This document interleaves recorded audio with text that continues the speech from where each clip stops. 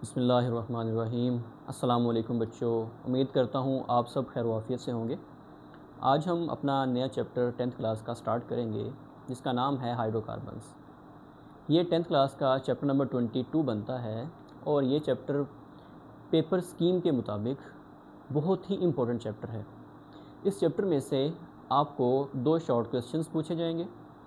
इसमें से एक लॉन्ग क्वेश्चन आएगा जिसका पेयर बनेगा चैप्टर नंबर 20 के साथ, और इस चैप्टर में से एक MCQs भी आएगा। और जो टोटल मार्क्स यहाँ से बनेंगे इस चैप्टर में से वो होंगे 9 मार्क्स। तो ये चैप्टर इस लिहाज से बहुत इंपॉर्टेंट है कि इस चैप्टर में से जो लॉन्ग क्वेश्चन आ रहा है, ये लॉन्ग क्वेश्चन नंबर आप लोग मस्ट इसको अटैम्प्ट करेंगे पेपर के अंदर, क्योंकि आप लोगों को टोटल 3 लॉन्ग क्वेश्चन आएंगे जिसका A और B पार्ट होगा। तो उस 3 में से जिस चैप्टर का इसके साथ पेयर बन रहा है, दोनों चैप्टर बहुत ही आसान हैं समझने में भी और इनको करने में भी आप लोगों के लिए बहुत आसानी होगी। तो चलिए इस चैप्टर का आगाज़ करते हैं। चैप्टर का नाम है हाइड्रोकार्बन्स। तो हाइड्रोकार्बन्स के अंदर हम स्टार्ट करेंगे अल्कीन्स के साथ। अब यहाँ पे अल्केन्स हम क्यों नहीं पढ़ रहे, क्योंकि हमने 9th क्लास के अंदर जब हाइड्रोकार्बन्स के बारे में पढ़ा था चैप्टर नंबर 11 के अंदर, तो वहाँ पे हमने अल्केन्स के बारे में डिटेल डिस्कशन की थी कि अल्केन्स को बनाया कैसे जाता है, अल्केन्स के रिएक्शंस क्या हैं। तो वो 10th क्लास में टॉपिक इन्वॉल्व नहीं होगा। तो यहाँ पे हम बात जिसकी करेंगे वो होगी अल्कीन्स। अब अल्कीन्स होती क्या हैं, जैसे कि आप लोगों को बड़े अच्छे से पता है, अल्कीन्स अनसैचुरेटेड हाइड्रोकार्बन्स होते हैं जिसके अंदर कार्बन कार्बन के बीच में डबल बॉन्ड प्रेजेंट होता है। इसके अंदर 2 कार्बन एटम्स के बीच में डबल बॉन्ड मौजूद होता है। ऐसे कंपाउंड को हम क्या कहते हैं, अल्कीन कहते हैं। जैसे कि आप लोग जानते हैं अनसैचुरेटेड हाइड्रोकार्बन कौन सा है। अनसैचुरेटेड हाइड्रोकार्बन ऐसे होते हैं जिनके अंदर डबल बॉन्ड या तो ट्रिपल बॉन्ड मौजूद होते हैं कार्बन कार्बन के बीच में। तो ऐसे कंपाउंड को हम अनसैचुरेटेड हाइड्रोकार्बन्स कहते हैं। तो मिसाल के तौर पर अगर हम यहाँ पे मिसाल की बात करें तो हमारे पास है इथीन। इथीन जो है इसमें कार्बन कार्बन के बीच में डबल बॉन्ड होता है। तो जहाँ पे भी कार्बन कार्बन के बीच में एक भी डबल बॉन्ड आ जाए उसे हम बोलेंगे वो अल्कीन होती है। अल्कीन जो है इनको हम ओलेफिन्स भी कहते हैं। जितनी भी अल्कीन्स हैं इनको हम ओलेफिन्स भी कहते हैं। ओलेफिन का मतलब क्या होता है, अल्कीन्स को हम ओलेफिन्स क्यों कहते हैं, उसकी वजह ये होती है कि इसके जो इनिशियल स्टार्टिंग मेंबर्स होते हैं, हिस्ट्री के मुताबिक जब ये स्टार्टिंग के अंदर जब इसकी डिस्कवरी हुई थी अल्कीन्स की, तो उसके जो इनिशियल कंपाउंड्स थे, जब भी ये किसी भी हैलोजन के साथ रिएक्ट करते थे तो इसके नतीजे में हमेशा ऑयली प्रोडक्ट्स बनते थे।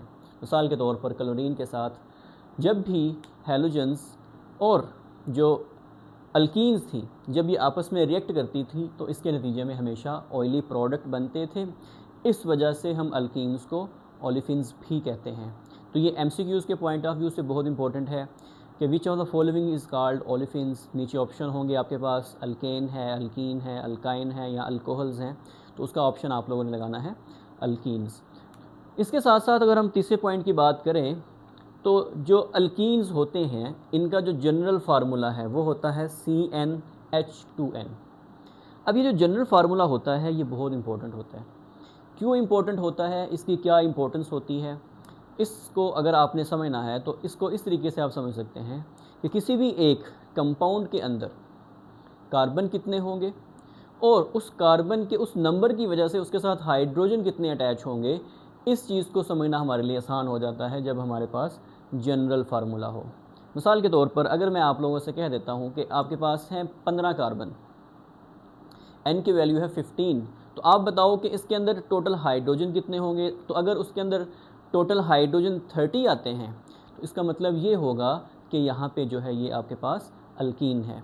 तो ये MCQs में भी अक्सर आ जाता है कि आपको नीचे कुछ कंपाउंड्स दिए होंगे, उसके साथ कार्बन होंगे, कार्बन के नंबर और हाइड्रोजन के नंबर्स वहाँ पे क्लियर होंगे। तो आपने उसमें से आइडेंटिफाई करना होता है कि उसमें से अल्केन कौन सा है, अल्कीन कौन सा है और अल्काइन कौन सा है। मिसाल के तौर पर MCQs इस तरीके से पूछा गया है आपको कि इनमें से कौन सा अल्कीन है, और आप उस अल्कीन का अंदाज़ा कैसे लगाएंगे। नीचे जब आपके पास 4 कंपाउंड्स होंगे तो अगर आपने उसका अंदाज़ा लगाना है तो आप उसके जनरल फार्मूले को माइंड में रखेंगे। तो अगर अल्कीन का बताना है तो अगर कार्बन की तादाद वहाँ पे 8 है तो वहाँ पे जो हाइड्रोजन बनेंगे वो उस हिसाब से 16 बनेंगे।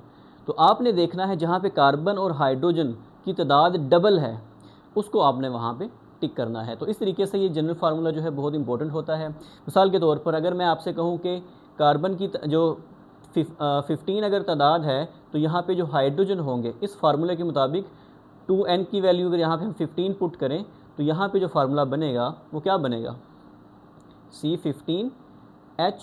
अब ये 15 जो है ये 2 से मल्टीप्लाई होगा तो यहाँ पे H30 आ जाएगा। तो इस तरीके से देखें हाइड्रोजन यहाँ पे डबल है जबकि कार्बन 15 है। तो अल्कीन की आप लोगों ने ये पहचान याद रखनी है, उसमें हमेशा हाइड्रोजन कार्बन की जितनी तादाद होगी उससे वो डबल होंगे। तो इस तरीके से जनरल फार्मूला जो है ये बहुत इंपॉर्टेंट चीज़ है। तो इसके अलावा अगर हम बात करें अल्कीन्स की, तो अल्कीन्स जो हैं इनकी जो केमिकल और फिज़िकल प्रॉपर्टीज़ होती हैं ये बिल्कुल यूनिक होती हैं, क्योंकि ये अलग एक आपके पास फंक्शनल ग्रुप के तौर पे आ जाता है।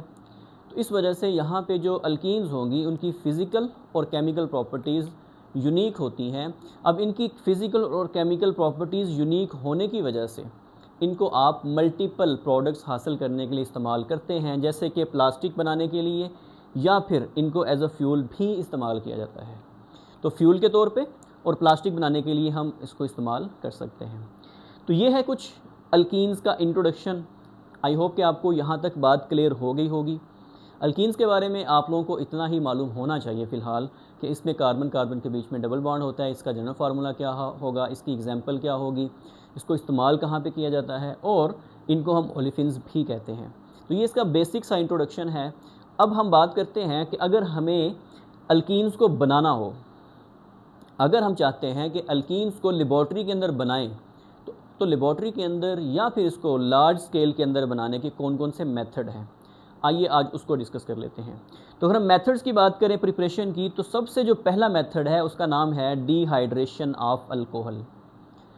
अब ये जो डिहाइड्रेशन ऑफ अल्कोहल है ये बहुत इंपॉर्टेंट शॉर्ट क्वेश्चन के तौर पे भी आपको पूछा जा सकता है, और ये लॉन्ग क्वेश्चन के तौर पे भी है। आप लोगों को सिंपल मेथड ऑफ प्रिपरेशन पूछे जा सकते हैं, कोई से भी दो जिसको आपने एक्सप्लेन करना है। तो यहाँ पे अगर हम बात करें डिहाइड्रेशन ऑफ अल्कोहल्स की, तो डी का जो वर्ड होता है, ये जो डी वर्ड है, डी का मतलब होता है रिमूवल। जहाँ पे भी केमिस्ट्री के अंदर आप डी वर्ड देख लेंगे, जैसे डिहाइड्रेशन, डी हेलोजिनेशन, डिहाइड्रोहेलोजिनेशन, तो ये जो डी वर्ड होता है, डी का मतलब होता है रिमूवल, कि वहाँ से कोई चीज़ उतरेगी, निकलेगी। डी का मतलब रिमूवल। हाइड्रेशन, हाइड्रेशन का मतलब होता है वाटर मॉलिक्यूल। तो डिहाइड्रेशन का मतलब क्या होगा, dehydration means removal of water molecule. अगर आप किसी भी अल्कोहल में से वाटर मॉलिक्यूल को निकालेंगे तो उसे हम बोलेंगे डिहाइड्रेशन ऑफ अल्कोहल। तो ये डिहाइड्रेशन ऑफ अल्कोहल किस तरीके से होती है, इसको आप पहले जनरली बात जहन में रखिए। जब भी हम डिहाइड्रेशन करेंगे, तो उसमें आप लोगों ने हमेशा बात याद रखनी है कि ये हमेशा किसी भी एसिड की प्रेजेंस में होगी। आप यहाँ पे कंसनट्रेटेड एसिड को इस्तेमाल करेंगे, और दूसरे नंबर पे आप इसको स्पेसिफिक टेम्परेचर तक आप इस रिएक्शन को परफॉर्म करवाने के लिए टेम्परेचर भी देंगे। तो ये बात आप लोगों ने याद रखनी है। डिहाइड्रेशन जो है, इस रिएक्शन को कैरी आउट करवाने के लिए हमें एक तो हाई टेम्परेचर रिक्वायर होता है। हाई टेम्परेचर कितना रिक्वायर होता है, तकरीबन 180 डिग्री सेल्सियस। 180 डिग्री सेल्सियस तक हमें इसको गर्म करना पड़ता है। और यहाँ पे जो डिहाइड्रेटिंग एजेंट होगा, यानी कि यहाँ पे जो कैटलिस्ट होगा, वो हमारे पास कंसनट्रेटेड H2SO4 होगा। जैसे मैंने आपको बताया कि ये एसिड की प्रेजेंस में होगा, तो यहाँ पे कंसनट्रेटेड H2SO4 इस्तेमाल करेंगे। तो ये आप लोगों ने बात यहाँ पे याद रखनी है। अगर हम रिएक्शन की बात करें, तो रिएक्शन अगर हम करें तो हमारे पास यहाँ पे क्या होनी चाहिए, कोई एक अल्कोहल होनी चाहिए। तो हम यहाँ पे अल्कोहल को ले लेते हैं। हमारे पास जो है यहाँ पे हम कह लेते हैं कि ये आपके पास है इथाइल अल्कोहल, ये आपके पास है इथाइल अल्कोहल। अब इथाइल अल्कोहल के अंदर जो कार्बन है, यहाँ पे 2 कार्बन है, और हर कार्बन जो है वो 4 बॉन्ड बनाता है। आप लोगों ने ये गलती बिल्कुल भी नहीं करनी, कभी भी नहीं करनी। हमेशा इस बात को आपने माइंड में रखना है कि कार्बन हमेशा 4 बॉन्ड ही बनाएगा। तो आप यहाँ पे देखेंगे तो कार्बन के यहाँ पे 4 बॉन्ड बने हुए हैं। एक कार्बन का कार्बन के साथ बॉन्ड बना हुआ है, और इस कार्बन के 3 हाइड्रोजन के साथ मज़ीद बॉन्ड बने हुए हैं, तो टोटल इसके 4 बॉन्ड हो गए। इसी तरीके से इस कार्बन के भी 4 बॉन्ड बने हुए हैं, तो हर कार्बन यहाँ पे 4 बॉन्ड बनाएगा। तो अब डिहाइड्रेशन का जो प्रोसेस होता है, जैसे कि आप लोगों को मैंने अभी बताया कि डिहाइड्रेशन का जो प्रोसेस होता है ये हमेशा H2SO4 की प्रेजेंस में होगा और साथ में आपको 180 डिग्री सेल्सियस तक इस रिएक्शन को हीट भी प्रोवाइड करनी पड़ेगी, इतना टेम्परेचर आपको देना पड़ेगा। तो यहाँ पे हम क्या करेंगे, जब ये कंडीशन अप्लाई करेंगे तो क्या होगा यहाँ पे बेसिकली, यहाँ पे कुछ अगर मैं इसके मैकेनिज़्म की बात करूँ तो हमारे पास ये जो हाइड्रोक्सल ग्रुप है, ये जो कार्बन के साथ अटैच है, यहाँ से बॉन्ड शिफ्ट हो जाएगा इधर हाइड्रोक्सल की तरफ। क्यों होगा, क्योंकि आप जानते हैं हाइड्रोक्सल के अंदर मौजूद है ऑक्सीजन, और जो ऑक्सीजन होता है ये जब यहाँ पे कार्बन और ऑक्सीजन के बीच में इलेक्ट्रॉन शेयर हुए होंगे तो इस कंडीशन के ऊपर ये जो ऑक्सीजन है इस बॉन्ड पेयर को अट्रैक्ट कर लेगा अपनी तरफ। जब ये पूरे का पूरा बॉन्ड शिफ्ट हो जाएगा हाइड्रोक्साइड के ऊपर तो क्या होगा, इस हाइड्रोक्साइड के ऊपर चार्ज आ जाएगा नेगेटिव, इस हाइड्रोक्साइड के ऊपर चार्ज क्या आ जाएगा, नेगेटिव। अब यहाँ पे क्योंकि चार्ज कौन सा पैदा हो जाएगा, पॉजिटिव चार्ज पैदा हो जाएगा, तो यहाँ पे जो हाइड्रोजन है इसके ऊपर चार्ज आ गया नेगेटिव। तो ये मॉलिक्यूल जो है, ये जो यहाँ पे आयन बनेगा, ये अपने आप को स्टेबल करने के लिए इस हाइड्रोजन को यहाँ से रिमूव कर देगा।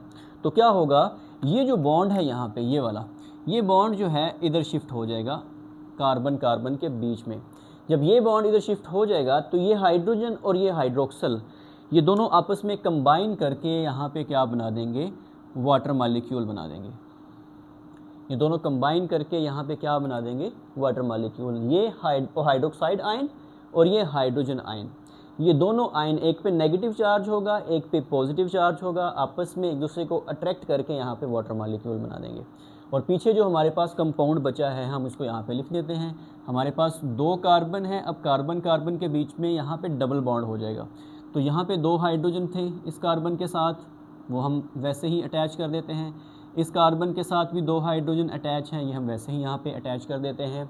तो इस तरीके से ये जो कंपाउंड यहाँ पे हासिल हुआ है इसका नाम है यहाँ पे इथीन। तो इथीन जो है बेसिकली क्या है, एक अल्कीन होती है। तो आप क्या कर सकते हैं, जब भी आपके पास कोई भी अल्कोहल है, आप अगर उसकी डिहाइड्रेशन करते हैं तो डिहाइड्रेशन से वहाँ से वाटर मॉलिक्यूल रिलीज़ होगा और जो कंपाउंड बनेगा उसका नाम क्या होगा, अल्कीन होगा। तो इस तरीके से आप डिहाइड्रेशन ऑफ अल्कोहल कर सकते हैं।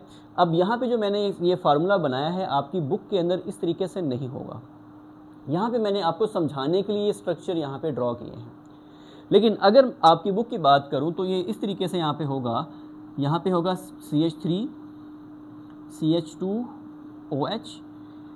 कंडीशन यहाँ पे सेम होगी जैसे कि H2SO4 यानी कि सल्फ्यूरिक एसिड की प्रेजेंस में रिएक्शन होगा और इसको हम हीट कितनी प्रोवाइड करेंगे, 180 डिग्री सेल्सियस। तो जब ये कंडीशन अप्लाई होगी, यहाँ से हाइड्रोक्साइड और यहाँ से 3 हाइड्रोजन थे, तो यहाँ से एक हाइड्रोजन रिमूव होके इस हाइड्रोक्साइड के साथ मिल जाएगा। तो इसके नतीजे में यहाँ पे क्या बनेगा, वाटर मॉलिक्यूल बन जाएगा। और ये जो यहाँ पे CH3 था ये CH2 में चेंज हो जाएगा, कार्बन कार्बन के बीच में डबल बॉन्ड आ जाएगा और CH2 बन जाएगा। तो आपकी बुक के अंदर जो रिएक्शन है वो इस तरीके से दिया गया है। अगर आपको इसकी अंडरस्टैंडिंग डेवलप हो गई है तो आप इसको इस तरीके से भी कर सकते हैं, लेकिन अगर आप इसको इस तरीके से भी लिखेंगे पेपर के अंदर तो आपका क्वेश्चन गलत नहीं किया जाएगा। तो ये जो रिएक्शन है ये बहुत इंपॉर्टेंट है, इसको हमेशा के लिए याद रखिएगा कि जब भी हमने डिहाइड्रेशन करनी है तो डिहाइड्रेशन हमेशा एसिड की प्रेजेंस में होगी और वहाँ पे जो हमें हीट देनी पड़ेगी वो तकरीबन 180 डिग्री सेल्सियस टेम्परेचर चाहिए होगा। तो यहाँ तक आप टेम्परेचर अप्लाई करेंगे तो क्या होगा, यहाँ पे वो जो बॉन्ड थे हाइड्रोक्साइड का और हाइड्रोजन का वो वहाँ पे शिफ्ट होके ये जो है आपके पास अल्कीन को बनाएंगे। इसके बाद जो दूसरा मेथड है हमारे पास उसका नाम है डिहाइड्रोहेलोजिनेशन ऑफ अल्काइल हैलाइड। अब ये जो अल्काइल हैलाइड है ये क्या चीज़ होती है, जैसे मैं आपको बता रहा हूँ यहाँ पे, अगर आप इसके बारे में डिटेल में जानना चाहते हैं कि अल्काइल हैलाइड क्या होता है तो मैंने इसी चैनल के ऊपर वीडियो अपलोड की है। 9th क्लास का लेक्चर था जिसके अंदर हमने रिएक्शंस देखे थे अल्केन्स के। तो वहाँ पे मैंने अल्काइल हैलाइड्स के बारे में डिटेल में बताया है। अगर आप उसके बारे में देखना चाहते हैं तो मैं आई बटन के अंदर ये वीडियो यहाँ पे लगा दूँगा, आप वहाँ पे क्लिक करके इस वीडियो को देख सकते हैं। तो यहाँ पे अगर आप देखें अल्काइल हैलाइड होता क्या है, मैं आपको सिंपल बता देता हूँ। ये जो अल्काइल है, ये जो अल्काइल है, अल्काइल का मतलब क्या होता है कि अगर आपके पास कोई अल्केन है तो उस अल्केन में से अगर आप एक हाइड्रोजन को रिमूव करते हैं तो उसके रिमूव होने से जो पीछे आपके पास बचता है उसे कहते हैं अल्काइल। जैसे कि मीथेन है, मीथेन के अंदर आप जानते हैं 4 कार्बन होते हैं, तो अगर उस 4 में से आप एक हाइड्रोजन को रिमूव कर देंगे तो पीछे CH3 बच जाएगा। अब वो जो CH3 है वो एक बेसिकली अल्काइल है और उसका जो नाम होगा वो होगा मिथाइल।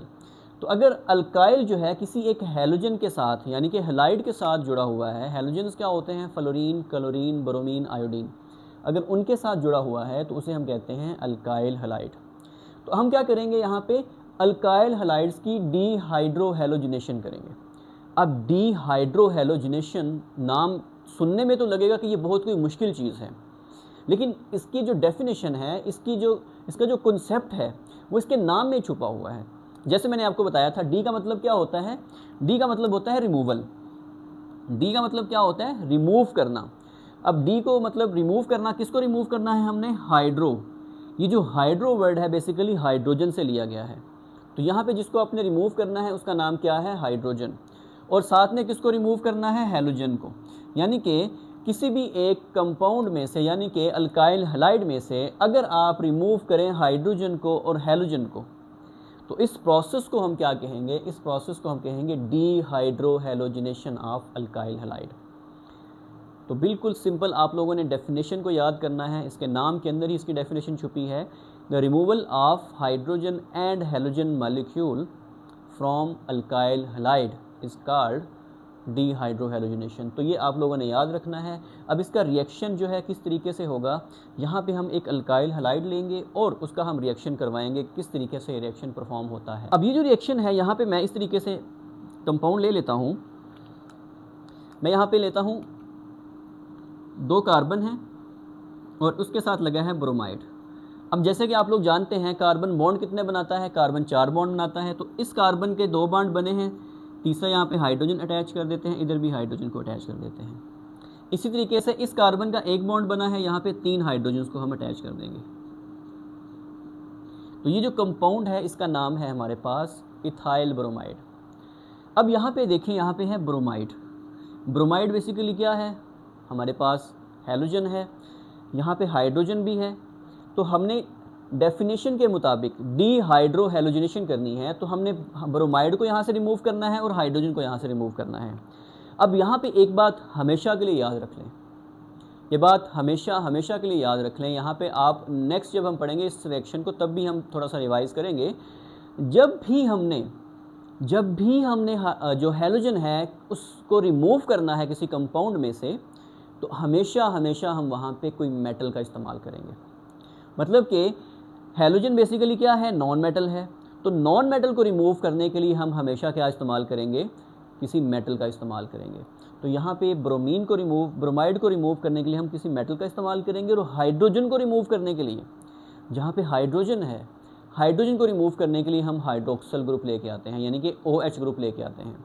तो हमें क्या करना होगा, इस रिएक्शन को करवाने के लिए हमारे पास कोई ऐसा कंपाउंड होना चाहिए जिसके अंदर हमारे पास मेटल भी हो और हाइड्रोक्सल भी हो। तो हम यहाँ पे जो इस्तेमाल करेंगे उसका नाम है पोटाशियम हाइड्रोक्साइड। उसका नाम क्या है, पोटाशियम हाइड्रोक्साइड। ये जो पोटाशियम हाइड्रोक्साइड होगा ये डिज़ोल्व हुआ होगा अल्कोहल के अंदर। इसको आपने अल्कोहल के अंदर डिज़ोल्व करना है। ये अल्कोहलिक पोटाशियम हाइड्रोक्साइड होगा और यहाँ पे जो टेम्परेचर प्रोवाइड किया जाएगा वो भी कितना होगा, 180 डिग्री सेल्सियस। तो आपने जब ये कंडीशन अप्लाई करनी है कि अल्कोहलिक पोटाशियम हाइड्रोक्साइड हो, 180 डिग्री सेल्सियस टेम्परेचर हो, तो यहाँ पे फिर जो है मिरेकल हो जाएगा। मिरेकल क्या होगा, यहाँ से ये बॉन्ड टूटेगा पोटाशियम का और हाइड्रोक्साइड का। तो क्या होगा, अब यहाँ पे है हैलोजन जैसे कि आप जानते हैं हैलोजन्स की इलेक्ट्रोनेगेटिविटी होती है ज़्यादा। तो ये जो बॉन्ड है यहाँ से शिफ्ट हो जाएगा इस तरफ। तो इस ब्रोमाइड पे चार्ज क्या आ जाएगा, नेगेटिव आ जाएगा। अब यहाँ पे भी सेम ये चीज़ होगी। अगर मैं यहाँ पे आपको इसको थोड़ा सा बॉन्ड के साथ बनाऊँ तो यहाँ पे भी सेम ये चीज़ होगी। ये जो बॉन्ड है ये किधर शिफ्ट हो जाएगा, हाइड्रोक्साइड की तरफ। तो हाइड्रोक्साइड पे चार्ज क्या आ जाएगा, यहाँ पे नेगेटिव चार्ज आ जाएगा। पोटाशियम पे चार्ज क्या आ जाएगा, पॉजिटिव। अब इधर भी क्या हुआ है, इस ब्रोमाइड पे चार्ज क्या आ जाएगा, नेगेटिव। और ये जो पूरे का पूरा कंपाउंड है यहाँ पे चार्ज क्या आ जाएगा, पॉजिटिव। तो ये अपने चार्ज को रिमूव करने के लिए, अपने आप को स्टेबल करने के लिए क्या करेगा, अपना एक हाइड्रोजन यहाँ से रिमूव कर देगा। ये जो बॉन्ड इसने एक हाइड्रोजन के साथ बनाया हुआ है, ये यहाँ से इस बॉन्ड को शिफ्ट कर लेगा कार्बन कार्बन के बीच में। तो ये जो हाइड्रोजन है इसके ऊपर चार्ज क्या आ जाएगा, पॉजिटिव आ जाएगा। अब ये जो पॉजिटिव आयन है और ये जो हाइड्रोक्साइड आयन है, ये आपस में रिएक्ट करके क्या बना देंगे, वाटर मॉलिक्यूल बना देंगे। तो यहाँ पे सबसे पहले क्या बन जाएगा, H2O बन जाएगा। यहाँ से हाइड्रोक्साइड आएगा और यहाँ से हाइड्रोजन आएगा। तो ये हाइड्रोजन और ये हाइड्रोक्साइड मिल के क्या बना देंगे, वाटर मॉलिक्यूल बना देंगे। अब यहाँ पे देखें, मेटल थी, मैंने आपको बताया था मेटल किसके साथ रिएक्ट करेगी, नॉन मेटल के साथ। तो ये जो पोटाशियम है ये इस ब्रोमाइड के साथ रिएक्शन करके पोटाशियम ब्रोमाइड बना देगा। तो यहाँ पे KBr बन जाएगा। तो यहाँ पे मेटल और नॉन मेटल के रिएक्शन से क्या बन जाएगा, पोटाशियम ब्रोमाइड। और पीछे हमारे पास क्या बच गया, ये बच गया। अब यहाँ से ये जो बॉन्ड था, ये वाला जो बॉन्ड था, ये यहाँ से किधर शिफ्ट होगा, कार्बन कार्बन के बीच में। तो ये जो कंपाउंड यहाँ पे बनेगा, इसको मैं अगर लिखूँ यहाँ पे, तो कार्बन कार्बन के बीच में डबल बॉन्ड होगा। बाकी जैसे इसके साथ हाइड्रोजन लगे हैं हम उसी तरीके से यहाँ पे अटैच कर देते हैं। तो इस तरीके से जो आपके पास कंपाउंड बनेगा उसका नाम होगा अल्कीन। तो इस तरीके से यहाँ पे अल्कीन बन जाएगी। तो इसमें अगर आप देखें तो हमारे पास जो अल्काइल हैलाइड था, इस अल्काइल हैलाइड में से हैलोजन भी रिमूव हो गया, हाइड्रोजन भी रिमूव हो गई। और इन दोनों को हमने रिमूव किसकी प्रेजेंस में किया है, पोटाशियम हाइड्रोक्साइड, जो कि अल्कोहल के अंदर डिज़ोल्व हुई है। तो इस तरीके से यहाँ पे ये रिएक्शन होता है, जिसके नतीजे में ये जो पोटाशियम जो है ये इस ब्रोमाइड के साथ रिएक्शन कर जाता है, ये हाइड्रोक्साइड इस हाइड्रोजन के साथ रिएक्ट करके पोटाशियम ब्रोमाइड वाटर बना देता है, और जो पीछे है आपके पास अल्कीन हासिल हो जाती है। तो इस केस के अंदर जो आपके पास बनी है इसका नाम है इथीन।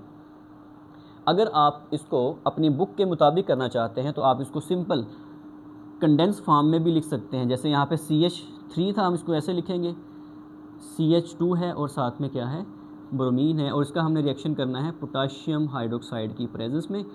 और कंडीशन सेम वही होंगी, अल्कोहलिक पोटाशियम हाइड्रोक्साइड होगा और इसको 180 डिग्री सेल्सियस तक हम गर्म करेंगे।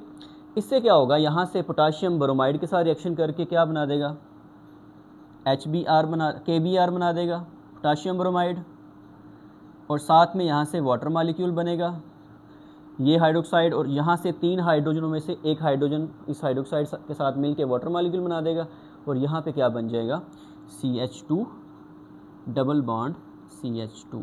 तो इस तरीके से आपके पास क्या हासिल हो जाएगी, अल्कीन हासिल हो जाएगी। अगर आप इस रिएक्शन को इस तरीके से भी लिखना चाहते हैं तब भी ठीक है, और अगर आप इसको इस तरीके से ओपन करके भी लिखना चाहते हैं तब भी ये रिएक्शन ठीक होगा।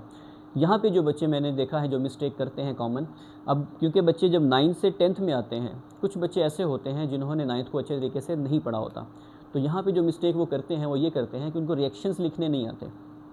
तो आपने हमेशा 2 रिएक्टेंट्स के बीच में हमेशा प्लस का निशान लगाना है, रिएक्टेंट्स के बीच में आपने एरो का निशान लगाना है, और जो कंडीशन अप्लाई की जाती हैं उस एरो के ऊपर या नीचे लिखनी होती हैं। और जो फिर प्रोडक्ट बने हैं आपने प्रोडक्ट के बीच में प्लस के साइंस लगा के उनको सेपरेट करना होता है। तो इस चीज़ को आप लोगों ने लाजमी इस चीज़ को सामने रखते हुए चलना है ताकि रिएक्शंस आपके सही से परफॉर्म हो सकें।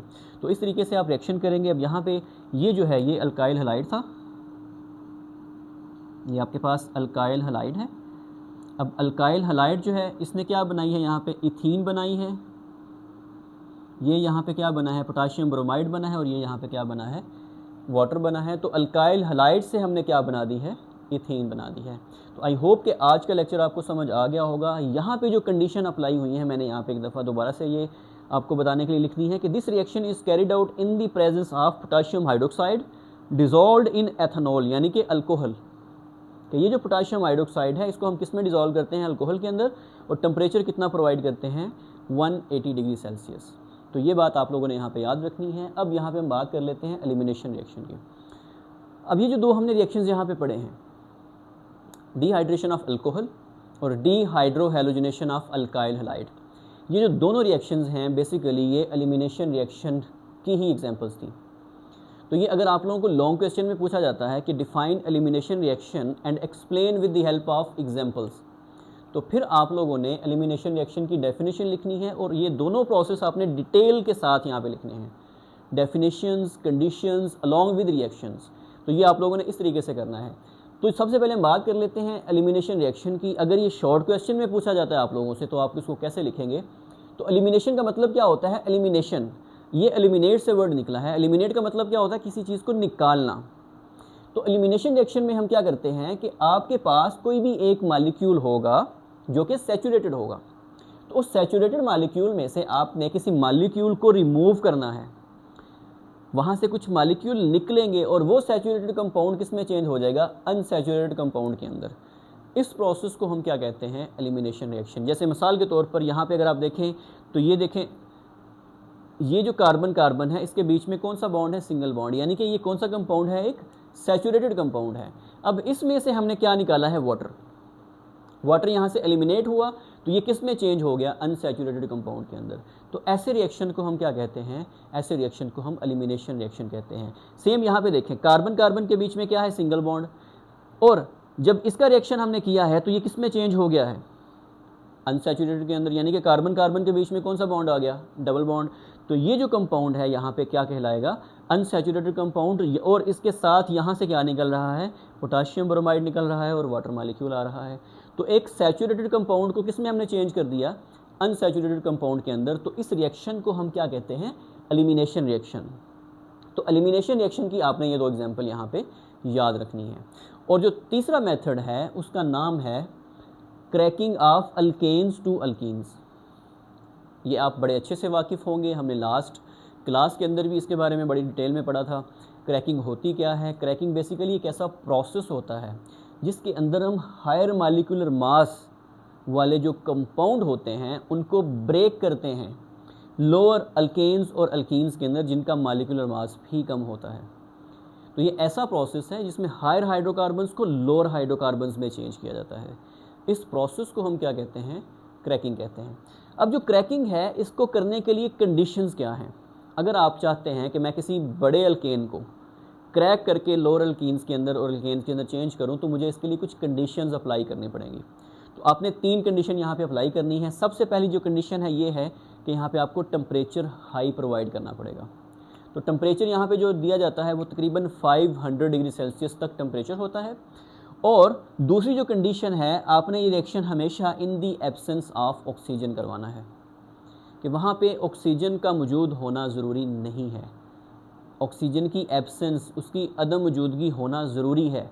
तो वहाँ पे ऑक्सीजन मौजूद नहीं होनी चाहिए और वहाँ पे एक कैटलिस्ट भी होना चाहिए जिसका नाम क्या है, जियोलाइट। तो ये रिएक्शन जब होगा तो जियोलाइट की प्रेजेंस में ही होगा। तो ये आपने कंडीशन इसकी याद रखनी है, कौन सी कंडीशन है। अब हम बात करते हैं इसकी इम्पोर्टेंस की। अब ये जो क्रैकिंग का प्रोसेस है ये बहुत इंपॉर्टेंट है। क्यों इंपॉर्टेंट है, आप ऑलरेडी 9th क्लास में पढ़ के आए हैं। क्रैकिंग इसलिए इंपॉर्टेंट है क्योंकि हमारे पास जितने भी हायर हाइड्रोकार्बन्स होते हैं वो मार्केट के अंदर उनकी डिमांड होती है कम, आप उनको कम इस्तेमाल करते हैं। तो मार्केट में डिमांड कम होने की वजह से हम क्या करते हैं कि बड़े मालिक्यूल्स को तोड़ के छोटे मालिक्यूल्स में चेंज करते हैं। इससे क्या होता है, जो छोटे मालिक्यूल होते हैं उसकी मार्केट के अंदर डिमांड होती है ज़्यादा, जबकि अगर हम नेचुरल की बात करें तो सप्लाई वैसे कम होती है, लेकिन जब हम बड़े मालिक्यूल को छोटे में तोड़ेंगे तो वहाँ पे डिमांड और सप्लाई जो है वो वहाँ पे मीट हो पाती है। तो इसके अंदर क्या जाता है, सिग्निफिकेंस इसकी ये है कि इससे स्मॉलर अल्केन्स पैदा होती हैं और वो जो स्मॉलर अल्केन्स होती हैं हम उसको एज अ फ्यूल इस्तेमाल कर सकते हैं। और जबकि इसमें जो अल्कीन है वो भी क्रैकिंग से बनती है। वो जो अल्कीन होती हैं इसको इंपॉर्टेंट केमिकल्स बनाने के लिए इस्तेमाल किया जाता है। और वो इंपॉर्टेंट केमिकल्स कौन से होते हैं, प्लास्टिक बनाने के लिए इस्तेमाल किया जाता है, एज अ फ्यूल भी इसको इस्तेमाल किया जाता है। तो आप लोगों ने ये बातें याद रखनी है कि जो अल्कीन होती है यहाँ पे इंपॉर्टेंट केमिकल्स बनाने के लिए उसको इस्तेमाल किया जाता है, जो डिमांड इसकी मार्केट के अंदर होती है। अब हम बात करते हैं यहाँ पे 2 एग्जाम्पल्स की क्रैकिंग की। यहाँ पे हम 2 एग्जाम्पल देखेंगे। एक एग्जाम्पल के अंदर हम केरोसिन ऑयल को देखेंगे और एक एग्जाम्पल के अंदर हम डीजल ऑयल को देखेंगे। अब जो केरोसिन ऑयल होता है जब आप इसकी क्रैकिंग करते हैं किसकी प्रेजेंस में, कैटलिस्ट की प्रेजेंस में, जो कि जियोलाइट होगा, और इसको टेम्परेचर कितना देंगे, 500 डिग्री सेल्सियस। तो ये जो केरोसिन ऑयल होगा ये पेट्रोल में चेंज हो जाएगा, अल्कीन्स इससे बनेंगी और साथ यहाँ से हाइड्रोजन गैस जो है वो इवॉल्व होगी। तो केरोसिन ऑयल इन 3 प्रोडक्ट्स के अंदर चेंज होगा जो कि इसकी मार्केट के अंदर डिमांड ज़्यादा होती है। जबकि अगर हम बात करें डीजल ऑयल की, तो डीजल ऑयल बेसिकली आप देखें इसका फार्मूला क्या होता है, C15H32, यानी कि बेसिकली ये अल्केन होता है। तो ये डीजल ऑयल एक अल्केन है। इसको अगर हम क्रैक करें in the presence of zeolite और 500 डिग्री सेल्सियस टेम्परेचर दें, तो ये जो डीजल ऑयल है ये किस में चेंज हो जाएगा, इथीन के अंदर चेंज हो जाएगा, प्रोपीन के अंदर चेंज हो जाएगा और ऑक्टेन के अंदर चेंज हो जाएगा। तो इसका मतलब यहाँ पे अगर कार्बन 15 था, इसकी मार्केट में डिमांड कम थी, तो इस मार्केट के अंदर डिमांड कम होने की वजह से हमने इसको क्रैक किया है, किस में चेंज किया है, इथीन के अंदर। इथीन की मार्केट में डिमांड ज़्यादा है, प्रोपीन के अंदर इसकी डिमांड ज़्यादा है और साथ में हमने इससे ऑक्टेन हासिल किया है। तो एक बड़े कार्बन वाली जो जिसका मॉलिक्यूलर मास ज़्यादा है उसको हमने लोअर मॉलिक्यूलर मास के अंदर चेंज कर दिया है। और ये हमेशा याद रखिएगा, ये जो रिएक्शन होता है ये हमेशा जियोलाइट की प्रेजेंस में और 500 डिग्री सेल्सियस टेम्परेचर के ऊपर ही अचीव होगा। आई होप कि आज का लेक्चर आप लोगों के लिए काफ़ी फ़ायदेमंद रहा होगा। अगर आप लोगों को किसी भी जगह पे कोई कन्फ्यूजन है या आप लोगों का कोई कॉन्सेप्ट रह गया है या आप लोगों को कोई डाउट है यहाँ पे, तो आप कमेंट सेक्शन में मुझसे पूछ सकते हैं। मैं कोशिश करूँगा वो आपका जो डाउट है उसको क्लियर कर सकूँ। और अगर आपको वीडियो अच्छी लगी है तो अपने दोस्तों के साथ शेयर कीजिए ताकि वो भी इससे कुछ वैल्यू हासिल कर सकें। और अगर आपको लगता है कि ये जो चैनल है आपके लिए आइंदा की वीडियोस के लिए जो आपकी केमिस्ट्री है उसके में आपकी हेल्प कर सकता है, तो काइंडली अपने इस चैनल को सब्सक्राइब और बेल आइकन को प्रेस कर लीजिए ताकि आपको नोटिफिकेशन के अंदर हर वीडियो आ जाए। और इंशाल्लाह इसके बाद हम नेक्स्ट वीडियो का यहाँ पे स्टार्ट करेंगे जिसके अंदर हम जानेंगे कि इम्पोर्टेंट रिएक्शंस कौन से हैं अल्कीन्स के, और उन रिएक्शंस को डिटेल के साथ पढ़ेंगे और उसके अंदर जितने भी सवालात पेपर में आने के इम्कानात हैं उनको भी हम डिटेल के साथ देखेंगे। अपना बहुत सारा ख्याल रखिएगा, मिलते हैं नेक्स्ट वीडियो में। अल्लाह हाफिज़।